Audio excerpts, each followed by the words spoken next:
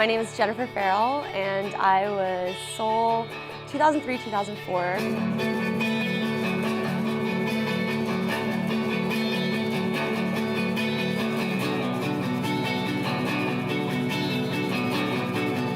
The big learning part of this project was that I had, really good, solid knowledge of EMS, emergency medical care, but it's important to know your audience and it's important to know what's relevant within this particular place. I would have never thought until someone told me, people don't want to help people with seizures because they think they're possessed, and that if you help them, you'll get possessed too. And there were definitely different things about this and different concepts about disease, concepts about injuries and illness that wouldn't have occurred to me to address, and that if I had overlooked, I think would have been a big disservice. So really what we tried to do in building this curriculum is have it come from the people who would be using it.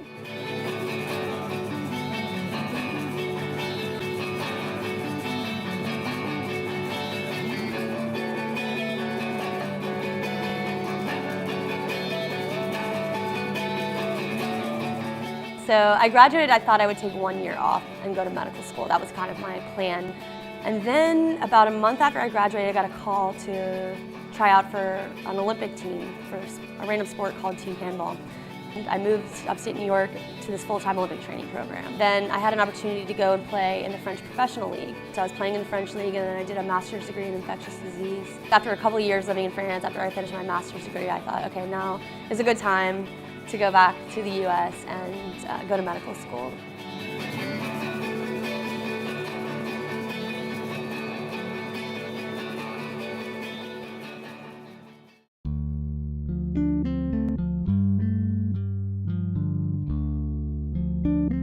So I'm really excited about this project I've been working on for about maybe almost 2 years now. Bangladesh is a very overcrowded place, and there's no emergency medical system. There's no 911. If you get hit in the street, and the streets are insane, you just sit there and bleed out, and nobody knows what to do, so no one helps.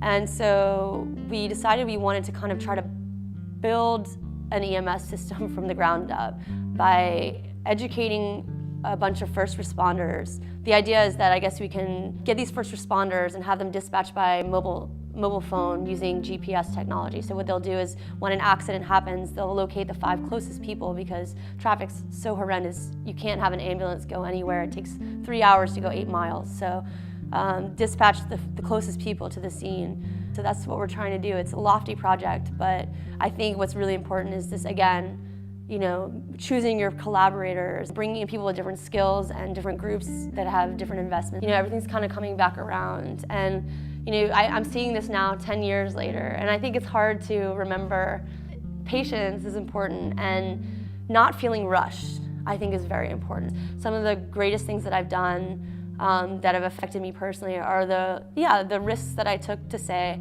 I'm gonna take time to do this because it seems interesting and I wanna do it.